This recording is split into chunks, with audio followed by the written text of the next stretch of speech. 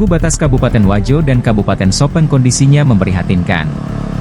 Tumbuhan liar terlihat di bagian bawah tugu yang berlokasi di Kecamatan Sabang Paru. Logo Kabupaten Wajo di sisi kiri dan kanan juga sudah terlihat usang, bahkan pondasi tugu retak. Sementara bagian atap tugu yang berlokasi 18 km ke arah kota Sengkang ini pun lapuk dimakan usia. Salah satu warga, Mulyadi, mengaku tugu batas Kabupaten Wajo Sopeng perlu perhatian pemerintah setempat. Pasalnya, sudah ada beberapa bagian yang rusak bahkan minim penerangan. Pengelolaan tugu tersebut dikelola oleh Dinas Tata Ruang dan Pemukiman. Kemungkinan perbaikan rehabilitasinya itu sekitar tahun 2008-2009. Untuk beberapa tugu itu dilakukan rehabilitasi antara tugu di Kecamatan Sabang Paru dan tugu di Kecamatan Pamana serta tugu di Kecamatan Manyampajo.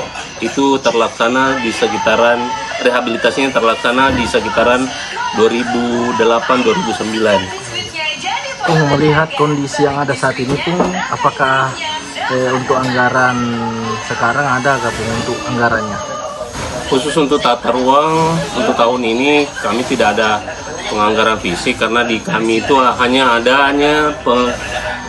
penyusunan rencana detail dan rencana tata ruang wilayah Kabupaten Wajo. Jadi mungkin kegiatan itu tidak ada di kami, mungkin bisa disisipkan ke instansi yang berwenang, apakah itu Perkim atau di jasa konstruksi.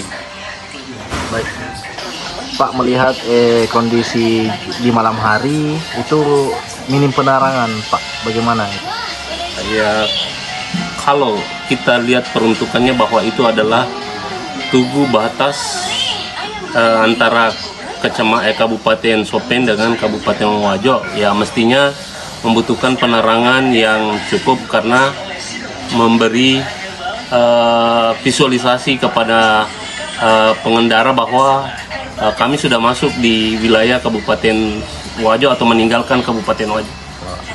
Download Tribun X sekarang, menghadirkan lokal menjadi Indonesia.